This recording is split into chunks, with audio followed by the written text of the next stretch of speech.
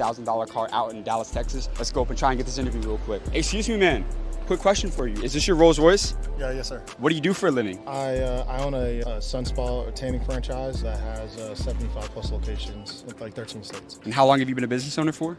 Since 2009. 2009. Yes. Is it cool if we could ask you a few questions? We go all over the country just asking business owners their advice to young entrepreneurs. Is it cool? Could we ask you a couple questions outside of the car real quick? No, yes, obviously. Let's get it. yeah, for sure. Awesome, man. Cool. What has been the most amount of money that you ever made in a single year? Multiple seven figures. For someone out there, they're trying to scale their income from 6 to 7 figures. What advice would you give them? The biggest thing is everybody wants to, people are control freaks. And there's a really good book. It's like super short, but it's called Great CEOs Are Lazy, or Good CEOs Are Lazy. And basically says that if you can delegate and somebody can do the task 70% as well as you can, delegate it. So like I'm a master delegator. So I find people and I put them in positions to do things. Also, the other thing is I also give people opportunities that also benefit myself, in a sense of like I will buy a company and give somebody equity. So therefore that's their baby. It's an opportunity that they would have never had previously. And they're doing 95% of the work. I use my team and my resources to help set everything up, the books and all that. And then that's ways to, essentially it's actually truly, there's no such thing as passive income, but that's as passive as it gets, because that person is doing the work. You're giving them an opportunity to make more money than they ever would. And you're